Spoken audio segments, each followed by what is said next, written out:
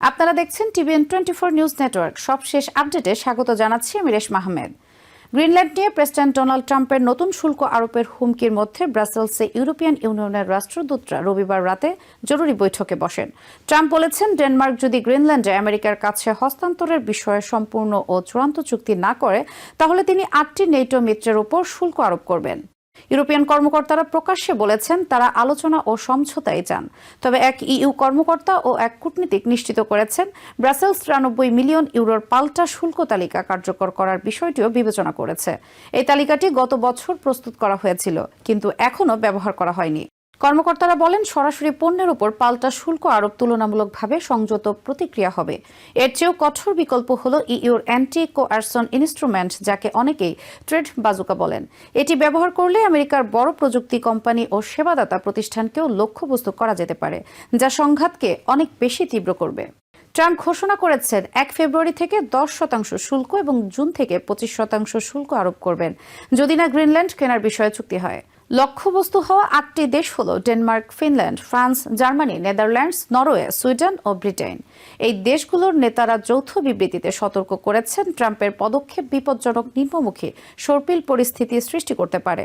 তারা ডেনমার্ক ও গ্রিনল্যান্ডের প্রতি পূর্ণ সংহতি প্রকাশ করেছেন। ডেনমার্কের প্রধানমন্ত্রী মেটে ফ্রেডেরিকসন বলেছেন, ইউরোপকে কেউ ব্ল্যাকমেইল করতে পারবে না। ডেনমার্কের পররাষ্ট্রমন্ত্রী লার্স লোকে রাসমুসেন বলেন, তিনি ওয়াশিংটনে গঠনমূলক আলোচনা করেছেন এবং আশা করেন যে কথাবার্তা অব্যাহত থাকবে, যাতে ট্রাম্প গ্রিনল্যান্ড দখলের স্বপ্ন ত্যাগ করেন।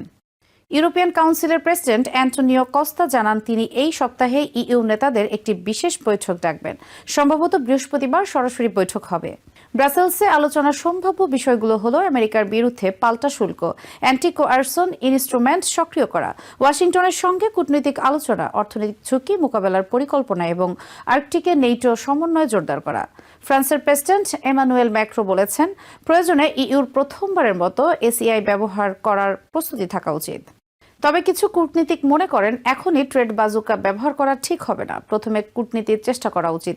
ব্রিটেনের প্রধানমন্ত্রী কিয়ার স্টারমার রবিবার ট্রাম্পের সঙ্গে ফোনে কথা বলেন এবং স্পষ্ট ভাষায় জানান, নেটো মিত্রদের ওপর শুল্ক আরোপ করা ভুল।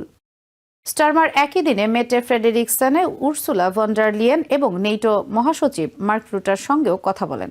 মার্ক রুটা বলেছেন, তিনি ট্রাম্পের সঙ্গে গ্রিনল্যান্ড নিয়ে কথা বলেছেন এবং দাভোসে ওয়ার্ল্ড ইকোনমিক ফোরামে আবার দেখা করবেন। নরওয়ের পররাষ্ট্রমন্ত্রী এসপেন বার্থ আইডে বলেছেন, এটি ঐতিহাসিক ও নাটকীয় সময়, তবে ইউরোপিয়ান দেশগুলো চাপের কাছে নীতি স্বীকার করবে না।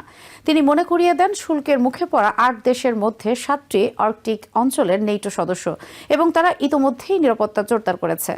সাম্প্রতিক সময় ইউরোপিয়ান দেশগুলো গ্রিনল্যান্ডে একটি যৌথ মিশন পরিচালনা করে। এতে Denmark, Norway, Sweden, France, Germany, UK, Netherlands ও ফিনল্যান্ড অংশ নেয়।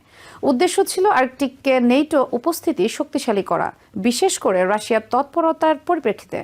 কিন্তু ট্রাম্প এটিকে সন্দেহের চোখে দেখেন। তিনি ট্রুথ সোশ্যালে লেখেন যে ইউরোপিয়ান দেশগুলো অজানা উদ্দেশ্যে গ্রিনল্যান্ডে গেছে, এরপরই শুল্কের ঘোষণা দেন। অনেক ইউরোপিয়ান কর্মকর্তা মনে করেন এটি একটি বড় ভুল বোঝাবুঝি। হাজার হাজার মানুষ নুক ও কোপেনহেগেনে বিক্ষোভ করেছে।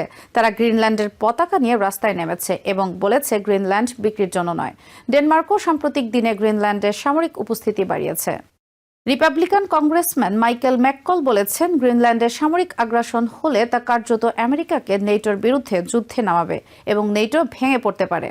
এই সপ্তাহে ডাভোসে বিশ্ব নেতারা মিলিত হবেন, যেখানে গ্রিনল্যান্ড শুল্ক ও আর্কটিক নিরাপত্তা প্রধান আলোচ্য বিষয় হবে।